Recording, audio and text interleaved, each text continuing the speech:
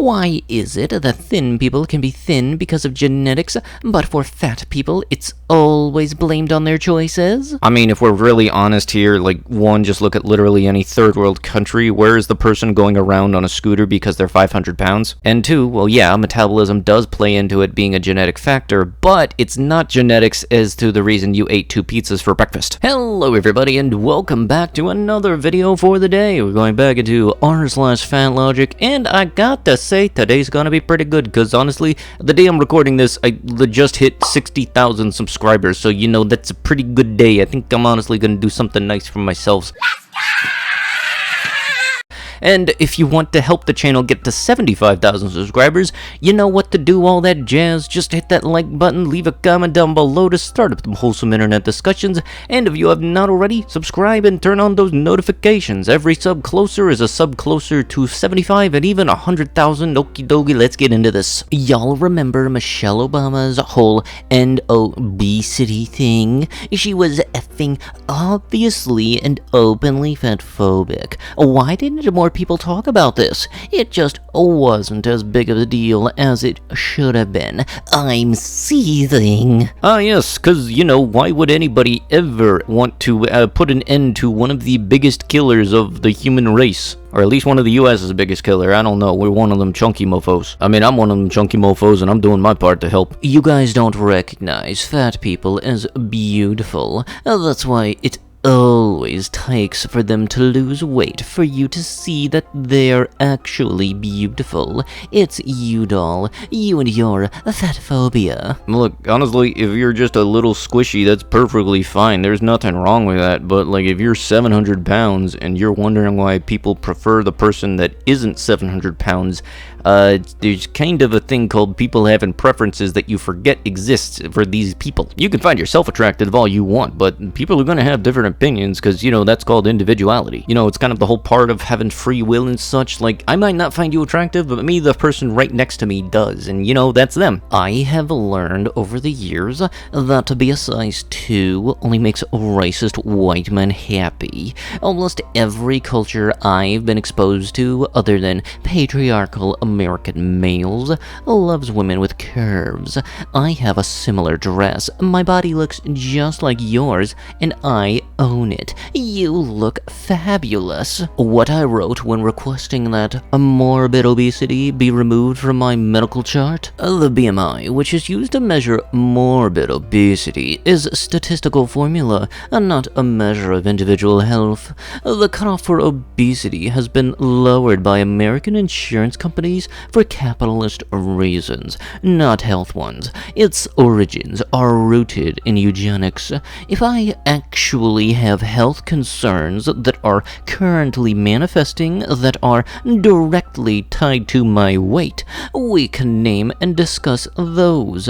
Otherwise, my weight and eating habits are not up for discussion unless I am referred to a registered dietitian and/or nutritionist. Thanks. Yeah, but even then, when they tell you, yeah, maybe you should go on a diet, you're gonna say, no thanks. Do you remember the weight loss success story section of magazines?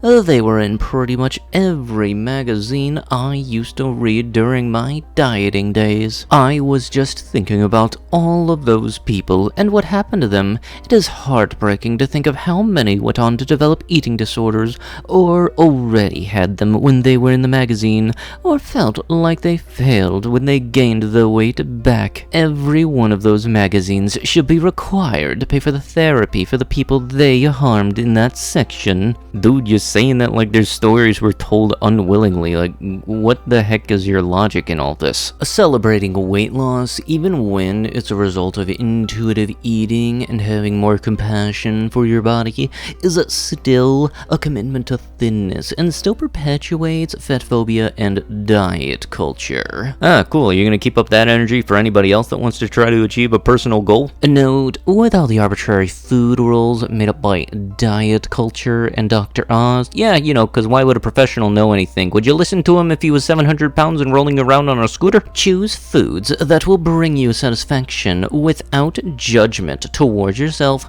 or others. Feeling satisfied from meals is key for improving your relationship with food. Food does not have morality. There is no good or bad. Edit. All food portions are allowed. In any amount, you can eat multiple bananas, bagels, and sandwiches in the same day. There are no rules. Feel free to share a diet culture food rule that you've left behind.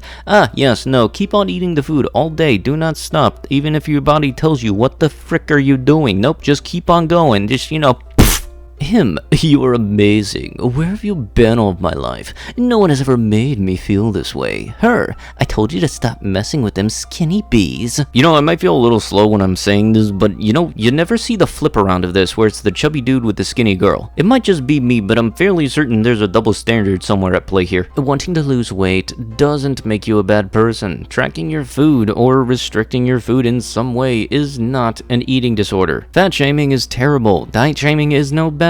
If you are happy with your body composition, great. Don't shame those that wish to change. See, this is the exact motive that I go by and all. If you're content being the way you are, then that's you. Be happy and think of yourself as attractive. That's the whole thing about self-esteem. But at the same time, don't bash somebody else's body just because it's different or they want to make a difference in their body. That's their decision, because it is their body. And honestly, if I'm working on losing weight and you decide you want to help lose weight too, I will easily ask you, would you like to come to the gym with me? Because honestly, I get free guest pastas and stuff, so that's cool. It gives you a shot to try it out, and hey, if you actually like it, you can keep on coming with me. If you don't want to go to the gym/exercise because you think it's full of skinny, judgmental people, you shouldn't also complain about how unfair it is that skinny people stay thin without doing anything. This actually reminded me for something, and honestly, to anybody that ever does feel intimidated by the people that are in the gym that are already skinny and everything, everybody started somewhere, so that's why I always feel like whenever I see a bigger person in the gym just starting out,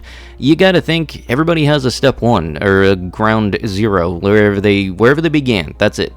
But just be supportive if they feel down or anything. Just be there to help. Okay, let the good times roll and keep them rolling. Because hey, maybe they'll do the same thing for the next person that comes in and feels a little weird about starting out in the gym. Being sued because my clothing line charges more for bigger sizes. Hello, I started my own clothing line, and originally we only had one size for all of the clothes because we had just started. Recently, we started becoming popular on social media, and we started to add more sizes. The larger sizes are more expensive because it costs more to make those clothes. Because of this, we are being sued for discrimination and emotional damage. We have a store in New York and an online shop. Also, they are complaining that the larger size is marked misleadingly and is not large enough, and that this is a form of discrimination as well. Specifically, a size 14 is actually a size 6. Yes, you can charge more for larger sizes when there's a legitimate difference in materials and cost of production.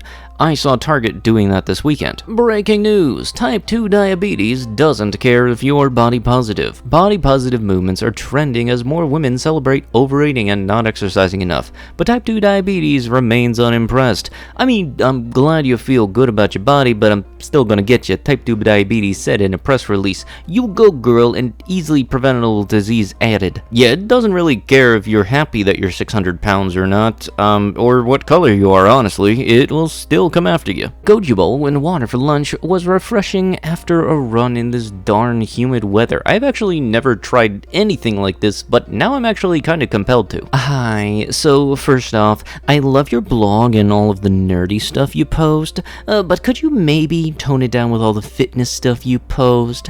I don't really follow you for fitness content. Hey, I'm glad you like all of the stuff I blog. As for the fitness stuff, I'm sorry you don't like it, but I did used to be a fitness blog before I transitioned to a personal blog, running yoga and fitness and pretty important to who I am, so I do occasionally blog about it.